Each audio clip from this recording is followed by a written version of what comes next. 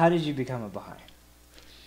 When I was a graduate student at the University of Illinois in Urbana, we planned to send one of our children, who was very small then, to school, to preschool.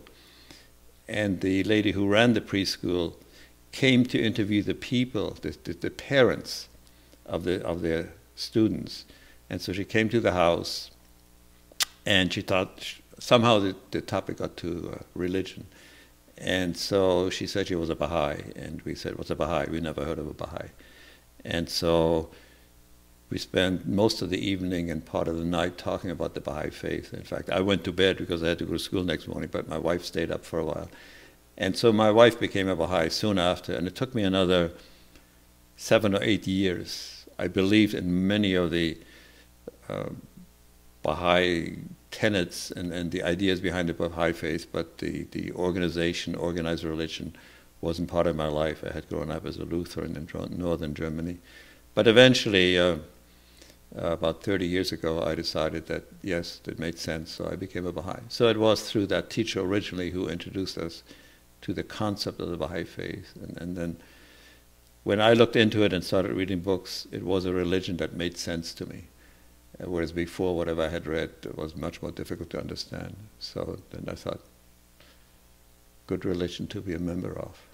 I think that's a very good point, because one of the central teachings of the faith is individual investigation of the reality of truth and so on. Yeah, exactly that. Universal education, equality of men and women, economic aspects, universal language, all of those seem to make sense to me. And the fact that when I look back and look, for example, at the development of mankind, I look at it this way. I say, Judaism, at the time of Judaism, there were tribes. At the time of Christianity, there were cities.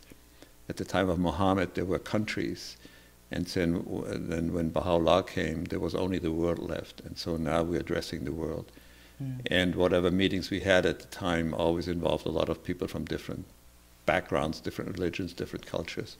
So it was very attractive to me. It's like a global family. Exactly, yeah, right. One of the central principal teachings of the faith, as you know, as you mentioned earlier, is compulsory education for all. Can I ask you, what is your understanding of this principle, and does this principle apply to higher education as well? I think it applies mainly to lower education. As I mentioned earlier, yes, I think everybody should have a K-12, that is high school education. In today's world, it's virtually impossible to function without at least a high school education. However, I don't think we should have compulsory education at higher education. Not everybody is suited for higher education.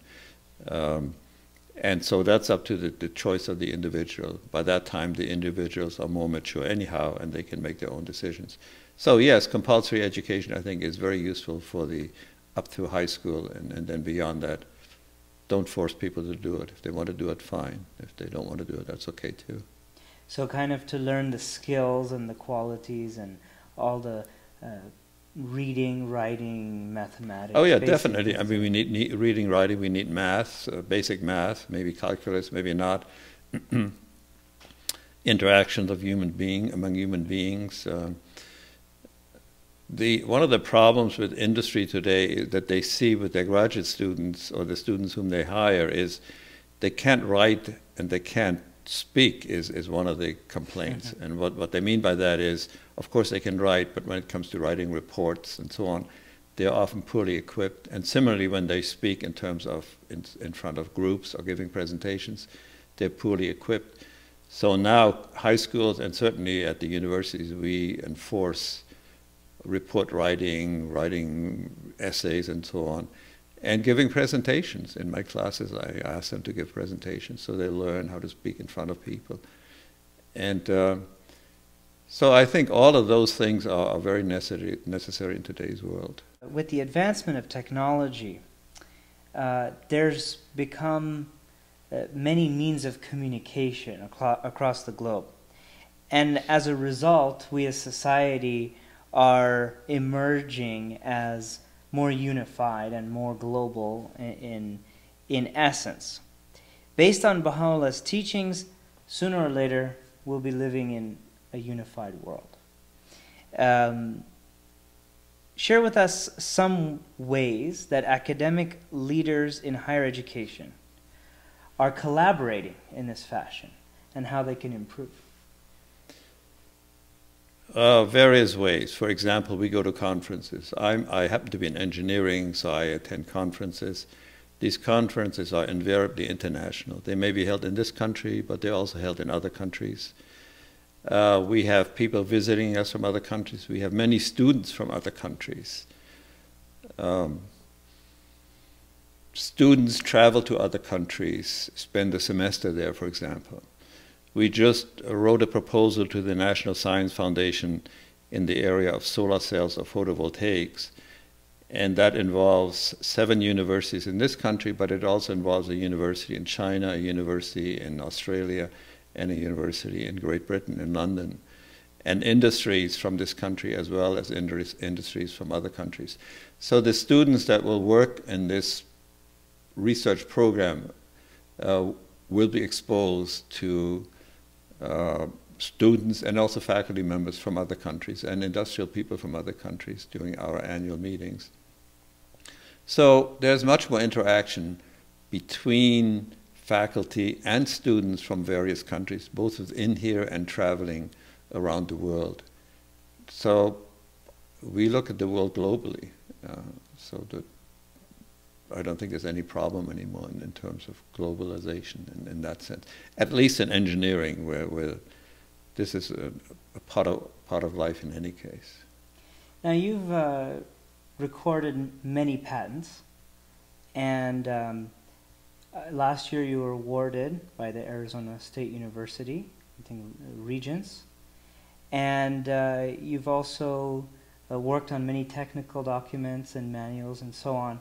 For the average person without technical expertise, is there anything that you can tell them that might benefit them in their life from what you've learned in all these experiences? Well, I think traveling, if you have a chance to travel, traveling is very educational. I've been, for example, to 40 different countries and given talks, in some of them at least, not all of them. Not everybody has the opportunity. Usually I find that the higher the education level, the easier it is to interact with people of that type around the world. I find, for example, that people who graduate with a bachelor's degree in engineering and start working for company X, for example, after a while they find out they tend to do the low-level work. And when they look down the hallway at the people who do the more interesting work, they're usually the ones with a higher education, with a master's and PhD. Those are the people, but as a rule it makes it easier, I think, to do that kind of thing with more advanced education.